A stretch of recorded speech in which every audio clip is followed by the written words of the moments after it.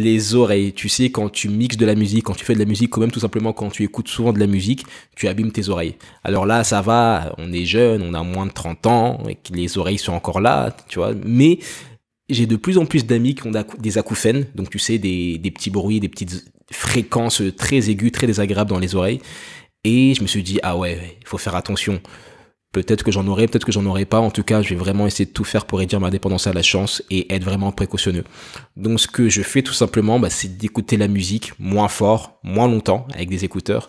Et aussi, si tu as un iPhone, sur l'application Health, t'as toute une partie, enfin santé. Moi, mon iPhone il est en anglais, mais en gros c'est santé. T'as toute une partie qui est liée aux oreilles, à l'audition, et ça peut te permettre de savoir comment est-ce que tu écoutes la musique en général. Donc, il faut pas dépasser les 80 décibels quand tu écoutes de la musique. C'est à partir de là que ça devient vraiment dangereux pour tes oreilles si tu écoutes plusieurs heures.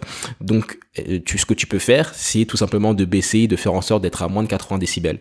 Et l'application santé sur l'iPhone, elle va te permettre de savoir où est-ce que tu te situes. Elle va par exemple te dire, ah, hier, t'as écouté la musique au-dessus de 80 décibels pendant 3 heures, fais attention. Ah, là, c'est bien, t'as écouté la musique à un niveau convenable. Enfin, vraiment, c'est un peu flippant d'ailleurs, mais tu peux avoir toutes ces données sur ton iPhone, c'est déjà là, l'application est déjà installée, et ça te permet d'être beaucoup plus délibéré, beaucoup plus intentionnel, avec ta santé. Vraiment savoir ce que tu fais et réduire ta dépendance à la chance. Yes! Voilà pour la santé. J'espère que ça t'a plu. En tout cas, investir sur sa santé, c'est le plus important. Cette année 2020, ça nous l'a vraiment montré.